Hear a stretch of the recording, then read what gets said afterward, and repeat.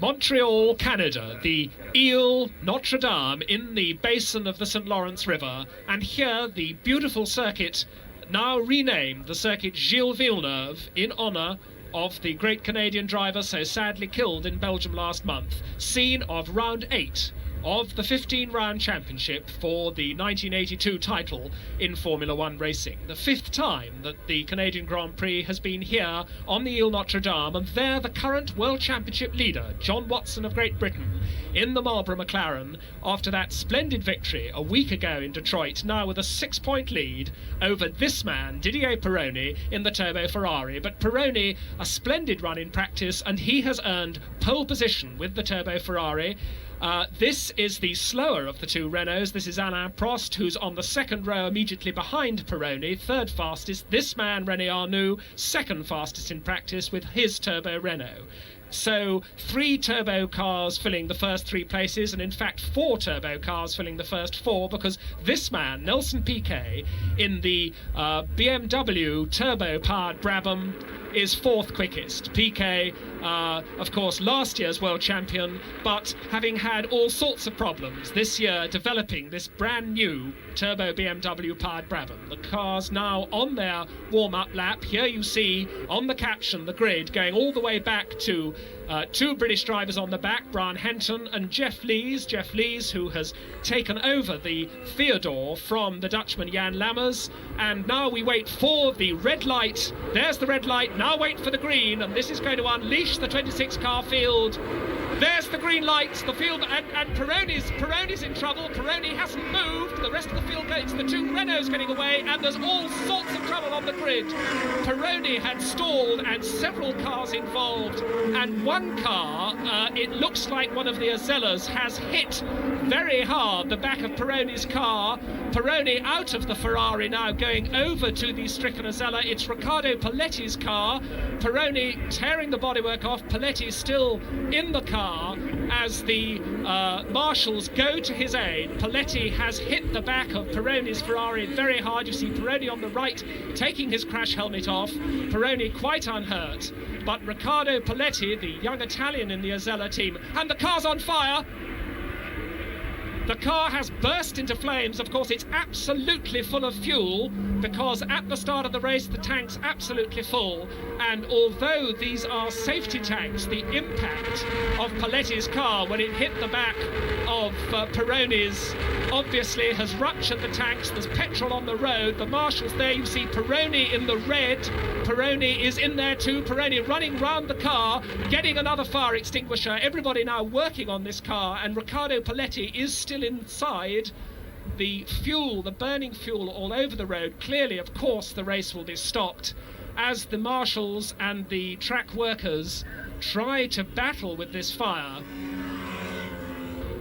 And all the rest of the field now back in the pit lane, because of course the red flags came out. And there you see the Azella, the fire now out, masses of fire extinguisher material all over the road, and Riccardo Paletti sadly is still in the car. So now they've got doctors there, they're working to release him. There you see the back of the Ferrari, the gearbox absolutely shorn from the back of the car, and that is one of the ATSs, that's Salazar, who was also involved. Pironi clearly had a problem. He couldn't move the car. We don't know whether it was a stalled engine or a transmission problem, a clutch problem perhaps, but Pironi simply couldn't move. He had his hand up. Most of the field, most of the 26 car field got round him. Here comes the helicopter, which clearly will remove Paletti to hospital. And obviously there was absolutely nothing that Paletti could do. He was right at the back of the grid. In fact, he was 1 row up from the back, down on the 12th row. He was actually in 23rd position on the grid, and directly behind Pironi. And of course, by the time he got up to Pironi, he would have been going very, very quickly indeed. The length of a Grand Prix grid, a 26-car grid, 13 rows, from the back all the way up to the front, with the tremendous acceleration of a Formula One car. He must have been going very, very fast indeed. And now as he goes away in the helicopter, we hope to bring you news of his condition as soon as we can. But clearly, poor Paletti, very, very seriously injured. There he goes away in the helicopter, the 23-year-old Italian being taken away from the scene of only his second Grand Prix start. A tragic start then to the Canadian Grand Prix. And let's have a look again. Pironi on the pole position. As the lights go green, he can't move, his arm comes up, and most of the field get round him, but then Bozel's march hits his rear wheel. There it goes. A wheel flies up, and then Paletti hits the back of Pironi.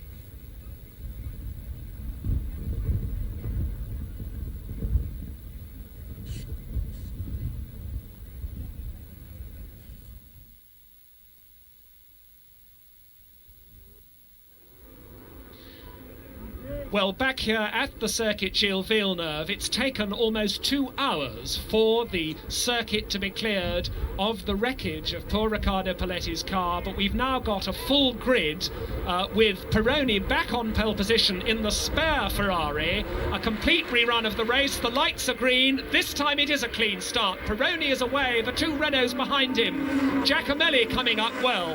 And the Brabham coming through well of Piquet as we see the whole field streaming away. Ferrari leads for Pironi. It's Arnoux in second place. It's Prost in third place. So Ferrari, Renault, and Nelson Piquet threatening in fourth place in the Brabham BMW, with Giacomelli next up and then John Watson. But the Ferrari has made a break. It's not as well sorted, Pironi says, the spare Ferrari, as was his race car, which of course was far too badly damaged to take part in the restart. There's Roberto Guerrero in the Ensign. He's got problems right from the start. And meanwhile, Pironi still holding this lead in a car that he's not very happy with. Arnoux, Prost and Nelson Piquet in the pursuit. Then it's Bruno Giacomelli. John Watson, the championship leader, number 7. This is Giacomelli here. Watson behind him. Keke Rosberg is next up. And then Andrea de Cesaris. And that's Brian Henton off already. Brian Henton in the Tyrrell. And there's the crane to winch him out of the way. So already the Englishman from Derby, Brian Henton, off the course in the Tyrrell.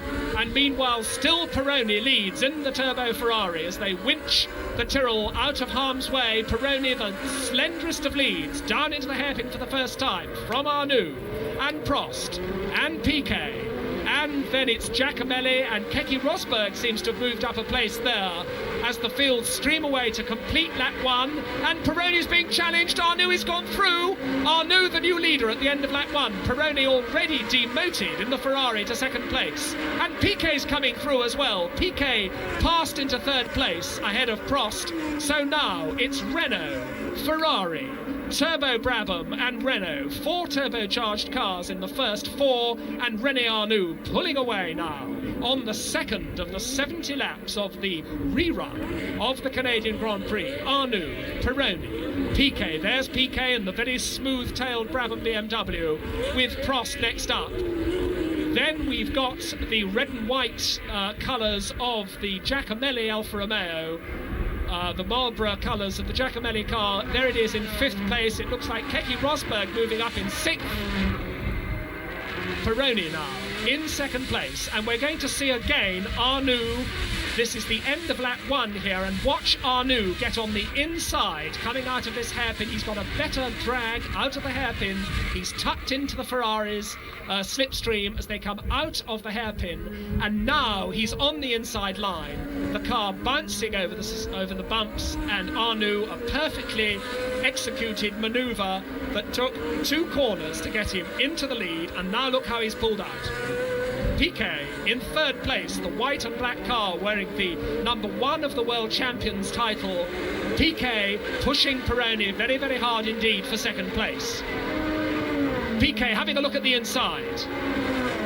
Prost still in foot, and that's Giacomelli, and that's Nigel Mansell. Giacomelli and Mansell have tangled. Now this is very serious because they're right on the racing line at the hairpin.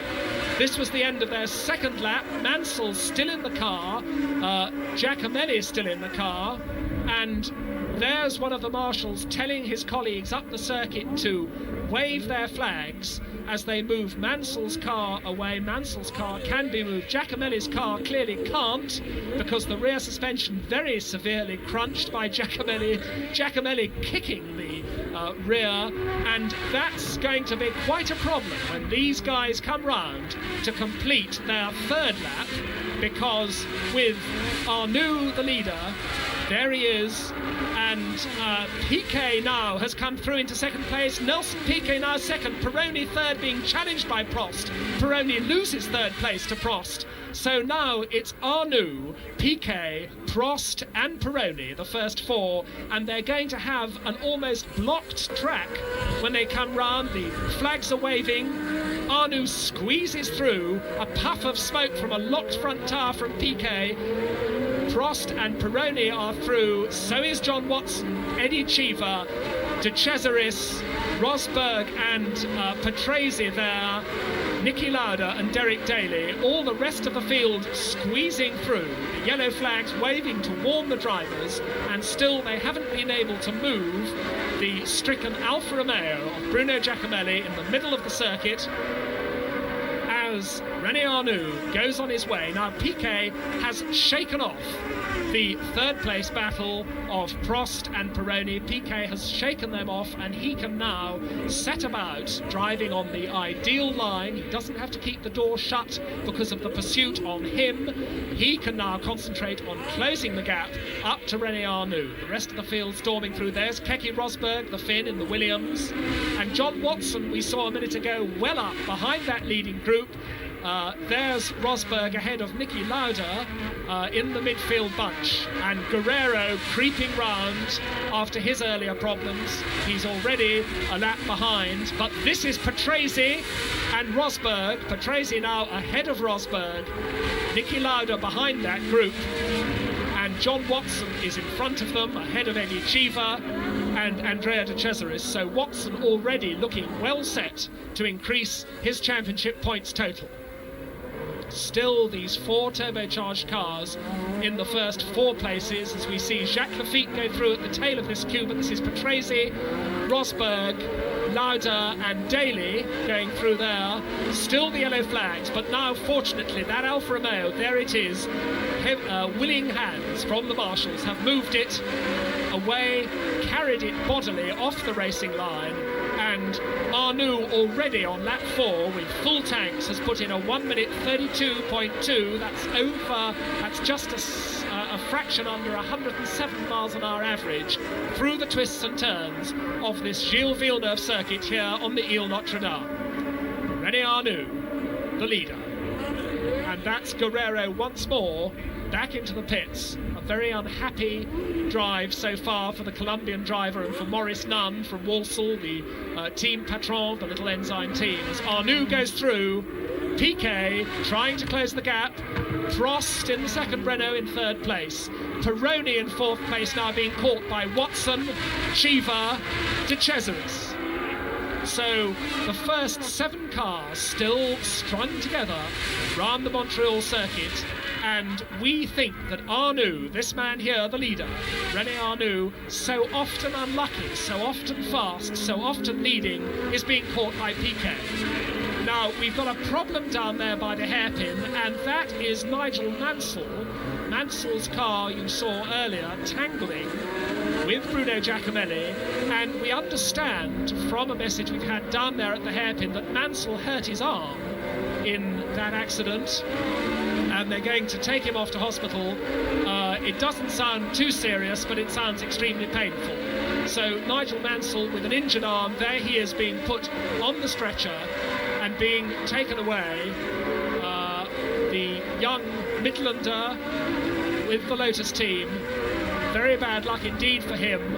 Apparently Bruno Giacomelli was already in trouble and was driving slowly towards the pits at the end of that second lap when Mansell hit him from behind. This is Watson under pressure from Riccardo Patrese. Riccardo Patrese, of course, in the ordinary 3-litre Cosworth Ford-powered Brabham, unlike the Nelson Piquet car now in second place. Car number 2, the Brabham of Riccardo Patrese. Patrese closing on Watson there, and De Cesaris is ahead of Watson now, and Cheever has come storming through. So we've got Eddie Cheever now ahead of Didier Pironi as Mansell is taken away in the ambulance, and Cheever has come storming through, and we see Piquet very, very close to Arnoux now. Third is Prost, and our new fourth man, there he is Eddie Cheever, and Piquet's having the lead. Piquet goes through. A superb manoeuvre just where Arnoux took the lead a few laps ago from the Ferrari of Pironi. Nelson Piquet has done the same, and for the first time we see the turbocharged BMW engine Brabham leading a Grand Prix. Nelson Piquet is in front. This is lap 10, and we're going to see it again.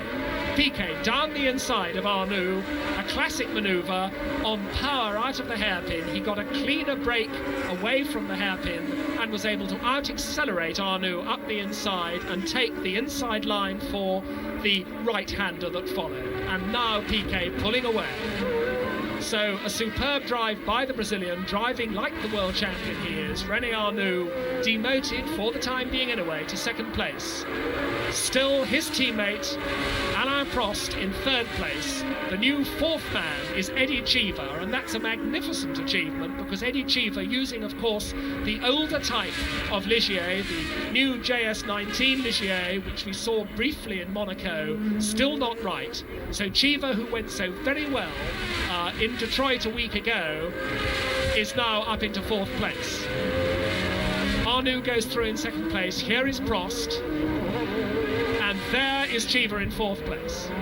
The leaders coming up to complete another lap. Piquet and René Arnoux. And there's the other Ligier in the pits. That's Jacques Lafitte's car. Lafitte, who's carried number 26 for Ligier for so many seasons.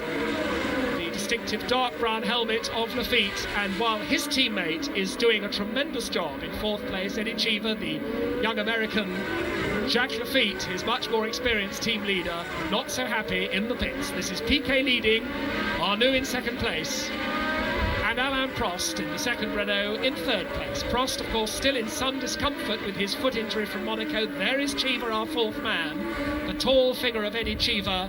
Andrea De Cesaris now is fifth. There's De Cesaris, and a dust-up for sixth between Watson and Patrese, and it's Patrese who's come through. So Riccardo Patrese now in the points. There's Cheever in fourth place.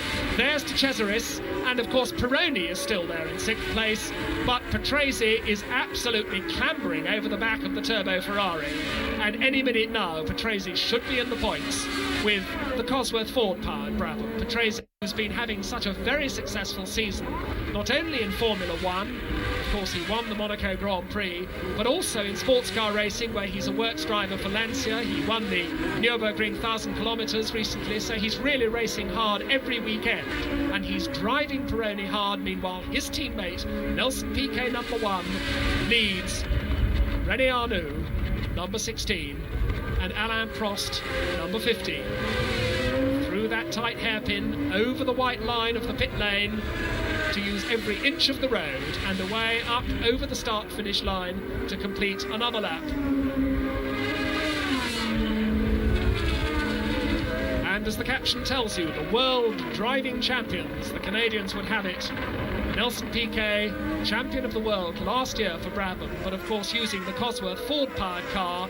There you see the gap, 1.3 seconds from Piquet to Arnoux, and Patrese has now got past Pironi as we expected. So Riccardo Patrese is now 6th. In fact, he's now 5th, because since that caption already out of date, because Patrese, going magnificently in the white car there, number 2, is past De Cesaris and is closing on Eddie Cheever. Riccardo Patrese with the bit really between his teeth, going as quick as anybody on this circuit now. Cheever, Patrese and De Cesaris. This is lap 14. Through the twists and turns. De Cesaris, who's done so much this year to put straight the bad reputation he earned as a crasher last year, down to the hairpin. Chiva, the American, Patrese, the Italian, De Cesaris, the Italian, in a French Ligier, a British Brabham, and an Italian Alfa Romeo. And then we've got Pironi and John Watson, and Pironi slipping back. Remember, this Ferrari, which he started from pole position, not the car that he earned pole position with, because that was virtually destroyed in the accident on the grid. He's had to start with his spare car, and clearly he's not as happy with it. And John Watson now closing on Didier Pironi. Here they come. This is the battle for 7th place. John Watson, the championship leader, but not in the championship points at the moment. And of course Pironi in front of him, his closest challenger. Pironi currently lying 2nd in the World Championship, and John Watson will of course be all too aware of that. So Watson, whatever else he does today, wants to finish in front of the Frenchman driving the red Italian car in front of him. Little spurt of flame from Pironi's car there, a typical turbocharger point. Very often the unburnt fuel goes through the turbocharger and the hot exhaust ignites it briefly. And Watson very, very close to Pironi now, in the slipstream. Down to the sweeps at the back of the circuit. And Watson once more has to tuck in behind. He just hasn't got the power to get past. The Ferraris very, very quick in a straight line now as they come down to the hairpin. Watson very close, has a little look at the inside, decides to leave it for the time being. And Derek Daly in the Williams is their nearest challenger. Derek Daly, who has moved up now as his teammate Keke Rosberg has slipped back. And Watson still dogging the wheel tracks, and you see Daly, number 5, following in the Williams. So Pironi is 7th at this point, Watson is 8th, and Derek Daly is 9th. Daly, who came into the Williams team to replace Carlos Reutemann, who retired after the very opening race of the season, leaving the team boss Frank Williams with a seat to fill. And of course the other seat that's not yet been filled is the Ferrari vacancy left by the late Gilles Villeneuve, although we now hear that the Frenchman Patrick Tambay is going to take that seat. And now we see Patrese having come storming past Chiva and pulling away. Patrese, Chiva and De Cesaris in this shot, and the non-turbo Brabham, the Ford-powered Brabham, now pulling away from the two V12 cars, the V12 Matra-powered Ligier, the V12 Alfa Romeo-powered Alfa, and Patrese now closing on the slower of the two Renaults. That is the Alain Prost car in 3rd place. Chiva falling back into the grip of Andrea De Cesaris. Chiva, tall figure of the lanky American who lives in Rome and who sticks out of the cockpit perhaps more than anybody else in Grand Prix racing. Those of you whose memories go back to Dan Gurney will remember that when you get a tall Grand Prix driver, they really are conspicuous. So many of them are short, and that's Niki Lauda. Niki Lauda coming into the pits. Automatically the jacks under the cars, there's an automatic tyre change, but meanwhile we look back at De Cesaris pushing very, very hard on Eddie Chiva. All of these cars using every inch of the road coming out of that hairpin, going right over the white line that leads into the pit lane. Chiva and De Cesaris, Matra Ligier and Alfa Romeo. Riccardo Patrese ahead of them in 4th place. This is the battle for 5th.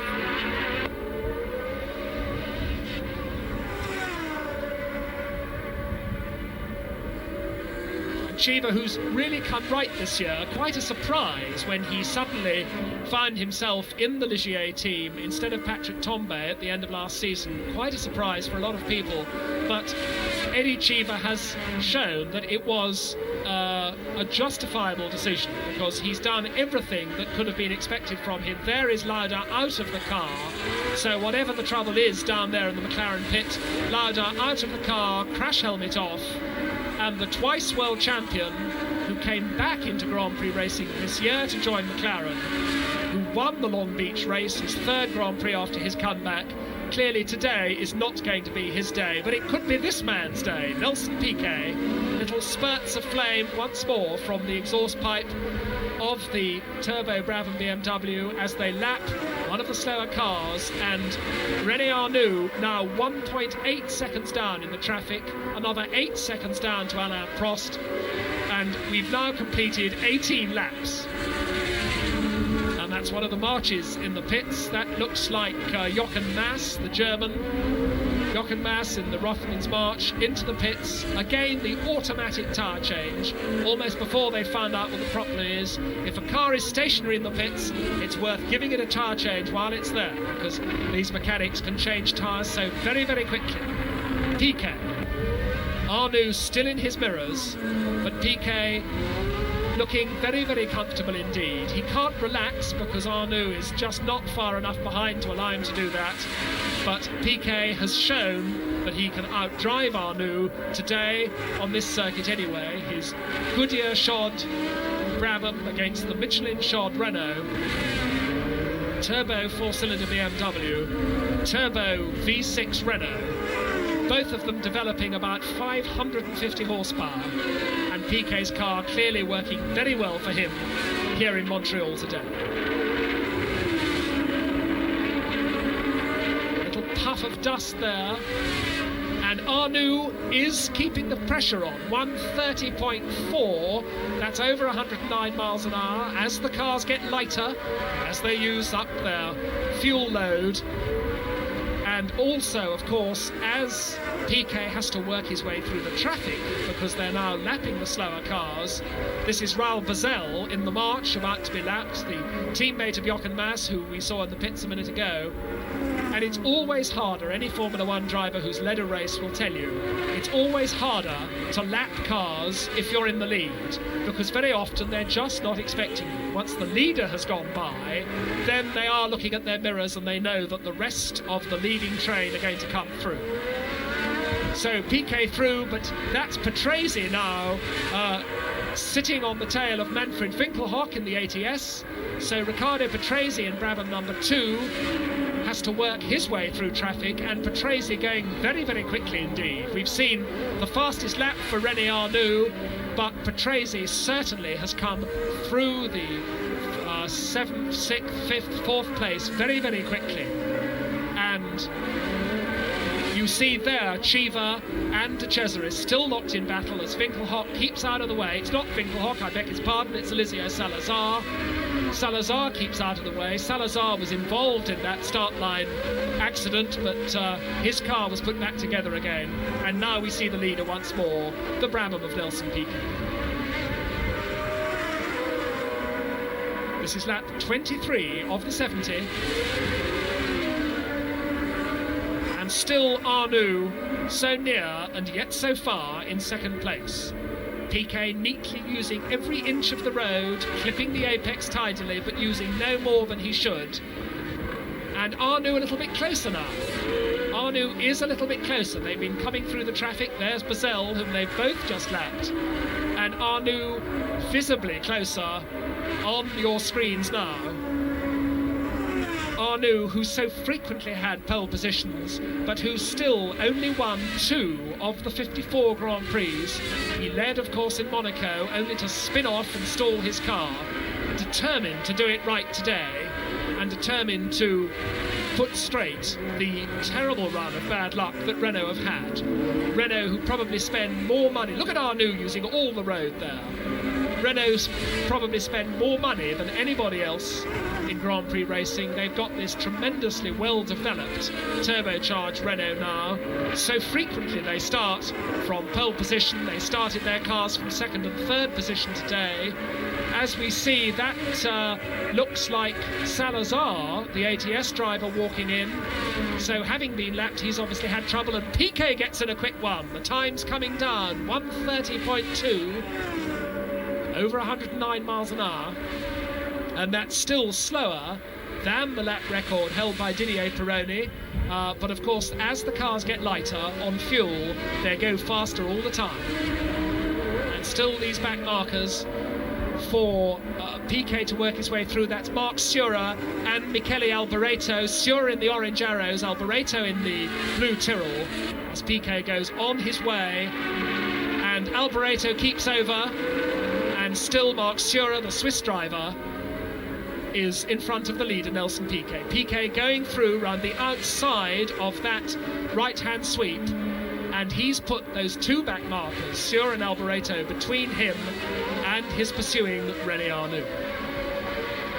Of course, a clever driver can use these back markers to his advantage to try to put road between himself and the pursuit. If he can get ahead of the back markers just before a twisty section, then it may be that the car in second place, as has happened now to Arnoux, takes some time to get through. Oh, and Arnoux squeezes past Alboreto there. Alboreto's Tyrrell now lapped by Arnoux, and he's still got Marc Surer a lap behind between him and the leader, Nelson Piquet. Past he goes, past Surer goes Arnoux. Marc Surer, the Swiss, he doesn't. Oh, now he does. And Surer, a little twitch there, and that slowed Surer up, and Alboreto tried to go through and nearly lost it. So while Surer in 29 and Alboreto in 3, the Tyrrell, are having their own private battle, a little moment for Surer there. Surer not wanting to lose ground in his private battle, while of course he didn't want to delay Arnoux. We see it again, Arnoux alongside, but he doesn't get through. There's Piquet, there is Arnoux trying to get through the inside, and those cars very nearly touched. Surer up the curb, Alboreto alongside. Surer shuts the door. Alboreto so nearly loses his car on the dusty offline part of the road. Nelson Piquet, unaware of this, comfortably in front, and all of that will have helped him to increase this gap slightly from René Arnoux, and Arnoux trying to pile on the pressure. There he comes, and another quick lap. We've got 2.7 seconds the gap now, and that shows that Piquet's been helped by that bit of lappery, by that bit of traffic. But Arnoux just put in another quick lap, and Arnoux is closing up again. And of course now it is that Piquet may be getting just a little bit more tired as the race settles down into a rhythm. And Arnoux will try to put in a couple of quick laps just to get up to Piquet, just to start to worry him, and to start to put on the sort of pressure which we saw Alan Jones put on Nelson Piquet in Monte Carlo last year. Piquet was leading, Jones worrying him from behind like a terrier and coaxing Piquet finally into making a mistake. But Piquet not looking like making a mistake at the moment, and Arnoux using every inch of the road as they came out of the hairpin that time. And there's another quickie for Arnoux. All the time the lap time's coming down, 1:30.14 for René Arnoux, and that gap once again closing. A little moment there for Piquet. He wasn't so tidy on that left-hander, kissing the curb briefly, and that will just have given perhaps his concentration a little piece of a jolt and allowed Arnoux to get a bit closer. Arnoux, who had a miserable race a week ago in Detroit, who led the Monaco Grand Prix comfortably until unaccountably spinning off when he wasn't under any particular sort of pressure. When his teammate Prost was in second place, Arnoux was in the perfect situation. He spun, and it's very difficult to restart a hot Renault engine, and he had to retire. Well, here now in second place, is he waiting for Piquet's unproven and and hitherto unreliable Brabham BMW turbo to brake, or is he piling on the pressure? It looks to me as though he's piling on the pressure. Down to the hairpin once more. Arnoux leaving his braking as late as he can. And once more over the white line, using every inch of the road. They go onto the pit entry road to give themselves the ideal line. There you see Seur and Alboreto still having their own private battle, a lap down. And we're now on lap 29. And there you've got a measure of the lead that these two have, because you briefly saw Alain Prost's car coming down to the hairpin. Alain Prost in third place, but a long way back. And Prost leaving his teammate René Arnoux to do the work of pressuring Nelson Piquet, while he holds, at the moment, a comfortable third place ahead of the other Brabham of Riccardo Patrese.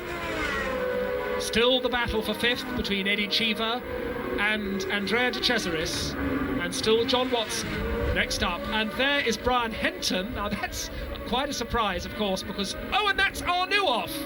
That is René Arnoux. He's spun it once again. René Arnoux has spun, and it doesn't look. He's undoing his seatbelts. He's getting out of the car. Well, what a shame. Once again, René Arnoux has spun off in the Turbo Renault, and perhaps there's a problem with the car, perhaps there's a gear change problem. In fact, he's trying to get it into neutral now. He's trying to move the gear lever into neutral. He's done it, almost knocks down the partial as he does so. They wheel the Renault off, but that is clearly René Arnoux out of the race. You see Didier Pironi going past, and we see it once more. The Renault slithering backwards to a halt with its front wheels locked. And so, Arnoux, once more, out of the race. The little tousled figure of a no doubt furious and very angry and very depressed René Arnoux, because he looked in a very strong position there. And now, as Piquet comes up to complete 30 of the 70 laps, suddenly this is very good news for him, because next time round his pit signals will show the gap not back to his previous pursuer, René Arnoux. He'll have noticed in his mirrors that it's all gone a bit quiet behind him. He'll get the gap all the way back to Alain Prost, who is the new second man. And it means that he can now relax just a little bit more. Alain Prost, therefore, in second place. And that is a long way down. In third place, behind the Renault, we've still got the other Brabham of Riccardo Patrese still going very, very strongly. So Brabham's first and third, we saw a puff of something, and we've got Patrese now in second place. Now that must mean that somewhere Alain Prost has had a problem. In fact, we're getting reports in now. Yes, we're getting reports in now, because we just were told a puff of smoke from behind our position on the back of the circuit. And a puff of smoke, it's more than that. It is a completely destroyed Renault turbocharged engine, because there is the second man, or the former second man, the Renault of Prost, stationary by the side of the circuit with a great plume of smoke behind. And Prost is out of the car. There's no problem. When one of these turbo Renault engines goes, it goes with a very big bang. And as Prost walks disconsolately away, you see the blue suited figure of Prost walking away, and there is now an even more comfortable Nelson Piquet, because he's now got the perfect position. He has a half-minute lead over his own teammate, Riccardo Patrese, and that is the best possible position you can be in. As he closes up on one of the marches to lap, it's Jochen Mass. Mass out of the pits, but a long way down, and Nelson Piquet, our leader, closes on Mass. So there you see the total order, with De Cesaris now third, Cheever fourth, John Watson now up into fifth place, Pironi has slipped back, and Derek Daly is now our new sixth man, the Irishman in the Williams. 26 seconds now, the official gap back to Patrese, as Masks keeps over and bouncing across the bumps. On his way goes Nelson Piquet. So Piquet in the Brabham BMW first, Patrese in the Brabham Cosworth second, and Cheever and De Cesaris and Watson and Daly filling the first 6 places.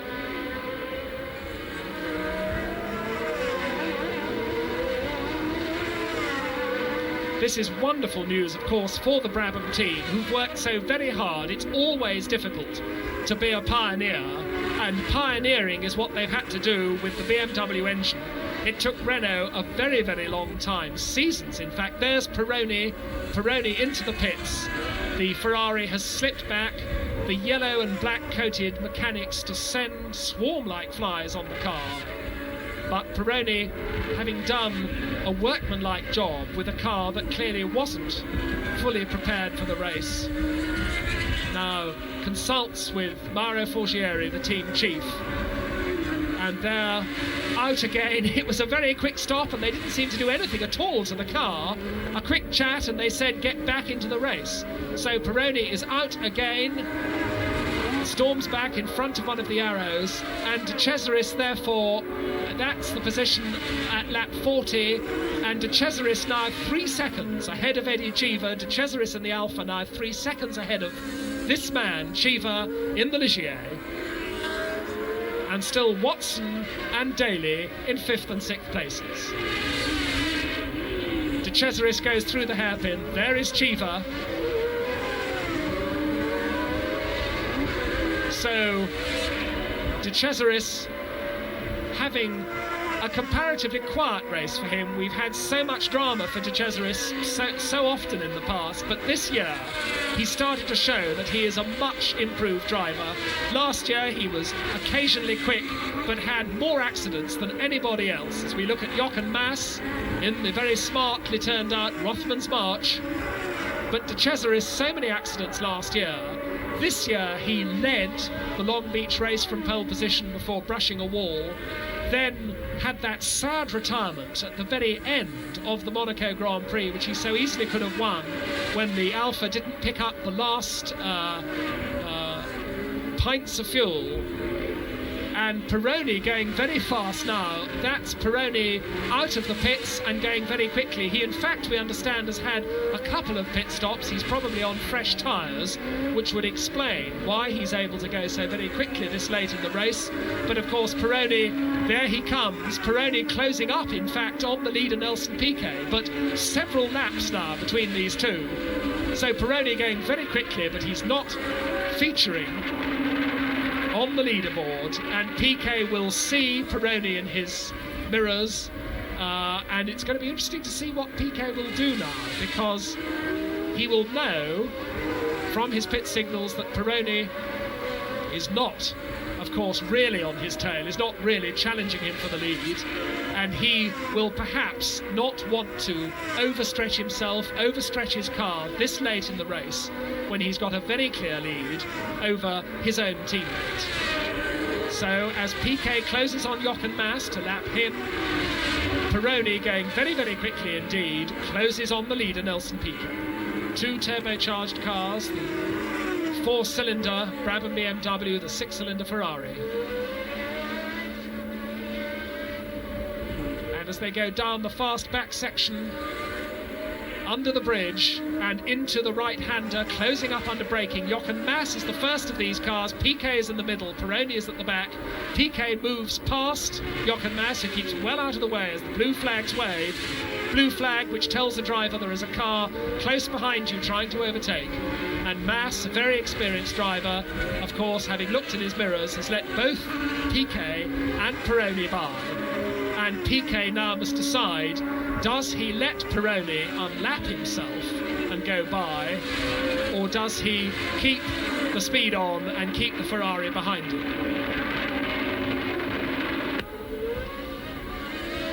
Still Daly 6th, still Watson 5th, and still Cheever not very far behind De Cesaris. And there you see Pironi in front. Pironi has gone ahead. Pironi now ahead of the leader Nelson Piquet, but of course after his pit stops Pironi not on the leaderboard, so as we watch, that was Derek Daly, the Irishman, in 6th place, number 5. There is Derek Daly.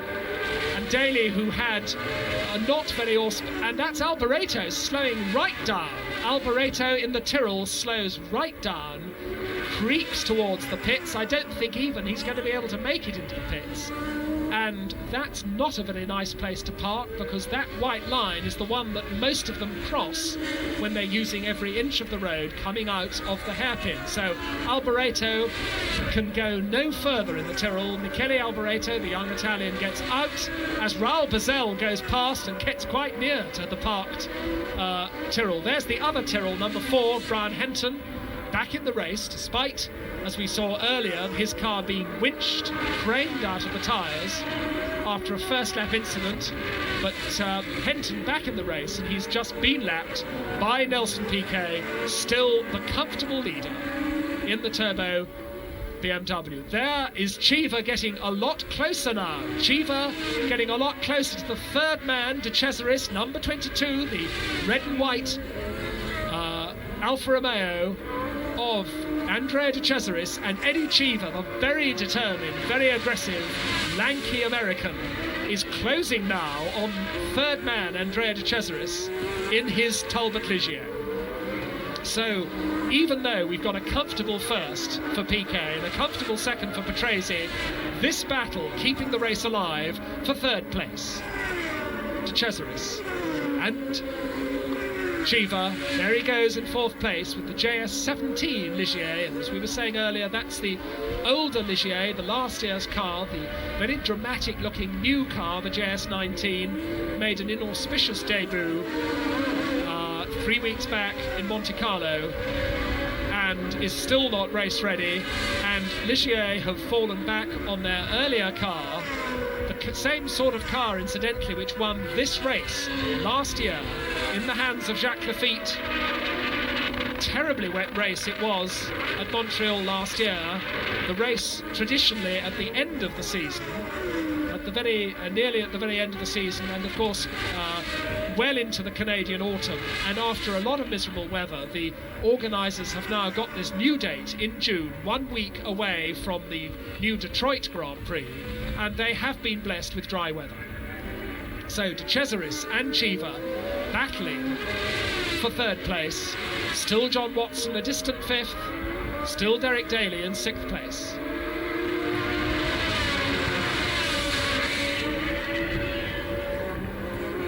Cheever piling on the pressure all the time, but not actually getting quite close enough now to De Cesaris, who's drawn out a little bit. De Cesaris has responded to the pressure, and Cheever not quite close enough to get really onto terms with the young Italian. De Cesaris, 23 years old. This is his 24th Grand Prix. Eddie Cheever, 25 years old. This is his 32nd Grand Prix. So both of them comparative newcomers, when you remember that John Watson is today having his 129th Grand Prix. And as they cross the start-finish line, this is lap 49 now they're on of the 70. So just over 20 laps of the 70 still to run. And over the bumps of Montreal, you see how these modern Grand Prix cars bounce across the bumps. Once again, there's Jochen Mass's car to be lapped. And De Cesaris moving his crash-helmeted head to the left for the left-hander, over to the right for the right-handers, and the tall form of Eddie Cheever getting ever more menacing as they come up to pass Jochen Mass. Now, once again, lapping a back marker could very well be significant, because if Jochen Mass, although I'm sure he won't try to, if he holds up the Alpha, in fact he's done so as they come into the corner, but De Cesaris, a very neat move. De Cesaris is through, and it's Eddie Cheever who gets delayed. So a forceful and very neat manoeuvre by De Cesaris, and Cheever had to wait a little bit. Cheever now is past Jochen Mass, and that has helped De Cesaris a little bit. So Cheever briefly delayed by Jochen Mass, and that's Mass off. That's Mass off. one of the marches anyway certainly is off. We're trying to read the number from here. That's either Mass or Bazell. As we look now at Riccardo Patrese, the second place Brabham, identical in almost every respect, but if you look at the engine cover, 18.9 seconds the gap, and it's another 7 seconds from Patrese back to De Cesaris. But if you look at the engine covers of the Brabham, it's the turbo BMW that has the humped engine cover, and the flat engine cover of this car, Riccardo Patrese's, shows that it's the Cosworth powered car. There we see John Watson still in 5th place. John Watson still the World Championship leader, and of course 5th place will merit him 2 points. And Didier Pironi, of course, his closest challenger at the moment in the World Championship. Pironi now well out of the points, although he is still on the track and indeed still going quickly, but Pironi out of the points, and John Watson driving perhaps a slightly lonely race here, back in 5th position. He's not close enough to the De Cesaris Chiva battle to do anything about it, and Derek Daly isn't close enough to Watson to challenge for 5th place, and Watson now knows that if he can maintain station, there is 2 points for him. This man looking for 1 point, that's Derek Daly. As we go now into lap 58, this is showing the lap positions on 56, and 15.1 seconds the gap between Piquet and Patrese. There goes Derek Daly in the Williams in 6th place. So 15 seconds the cushion between the leader Piquet and the second man Patrese, as we look at Derek Daly, the Irishman, in the Williams. Daly, who, as we were saying earlier, not a very auspicious debut because he crashed in the Belgian Grand Prix, his first race for Frank Williams, when well placed. He then spun off in the wet at the very end of the Monaco Grand Prix. But Daly now hoping for a better run. In fact, he was 5th in Detroit a week ago. This is lap 65 now of the 70. As we look once more at Nelson Piquet, notice the crash helmet bouncing in the cockpit, and Piquet up a curb there. 65 laps under his belt, and a little lapse of concentration for Piquet. He clearly bounced up a curb. Now, he doesn't want to start doing that this late in the race when he's in such a good position. It's now that a driver can't afford to relax. He's in a perfect position, he's got a comfortable lead. The man in 2nd place is his own teammate, who's not going to challenge him. But Piquet bouncing across a curve there, and something like that can put a suspension out. We're going to see it again. Now watch as he comes across to take the apex of the right-hander. Bouncing across the bumps, he turns into the corner and just clouts the curb. Up he goes, and the car comes 3 wheels off the ground, almost stands up on its left-hand rear wheel. And that's the sort of thing that can damage a tyre or put your suspension out of true. Indeed, it's the sort of incident which, on a less forgiving circuit, like the ones we saw at Detroit and Monaco, 11.2 seconds the gap, so that's coming down. But on a less forgiving circuit, that could have spelt retirement for people. So that perhaps has got the adrenaline pumping for him. That will perhaps sharpen his concentration again in the closing stages. And Piquet now only a dozen or so seconds ahead of Patrese as he comes up once more to lap one of the marches. That's Mauro Baldi's car. One of the seagulls flying across your screen, because of course we are right in the basin of the St. Lawrence River here. And Piquet closing now on the arrows of Mauro Baldi as he goes on his way. Blue flag for Baldi. Through goes Piquet. And his own teammate now 15 seconds by our watches behind. Still De Cesaris and Chiva in 3rd and 4th places. Still John Watson is 5th. Still Derek Daly is 6th. As we have the closing stages now, and the gap down to 9.9 seconds on the official timing. I think that caption actually is a couple of laps back, and I think that probably shows the consequence of that brief mistake that Piquet made.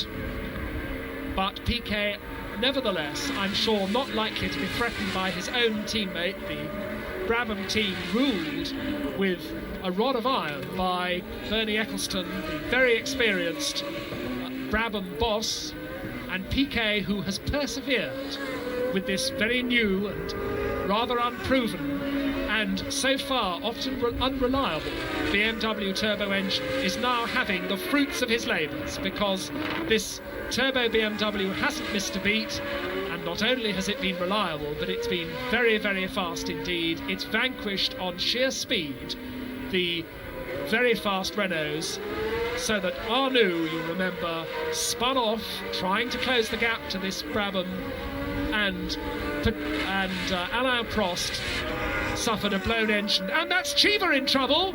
Cheever raising both arms in despair as the Ligier in fourth place. This is lap 67 of the 70.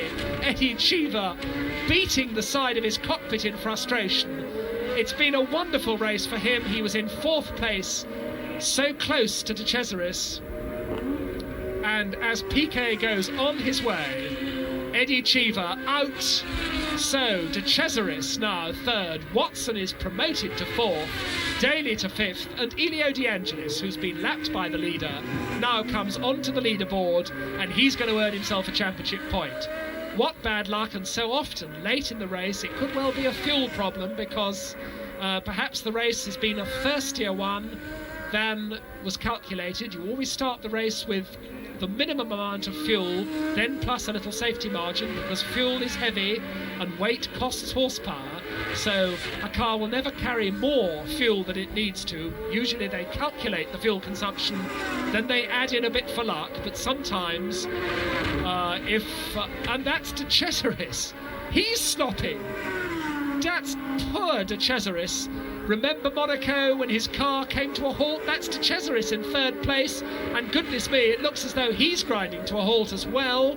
So as Piquet goes on his way, De Cesaris is out, Cheever is out, and that's very lucky for, of course, John Watson. Yes, there you see Cheever has parked. Now we see De Cesaris parking, so De Cesaris out of his car. And that's very good news, of course, for John Watson, because having been in what looked like being nothing more than a steady fifth place, he now finds himself as the Brabham takes the flag, Nelson Piquet takes the flag, and John Watson's going to finish third, and that's good news for his championship hopes. And that's Derek Daly slowing. Derek Daly, who would have been fourth, Derek Daly is slowing. Riccardo Patrese takes the flag.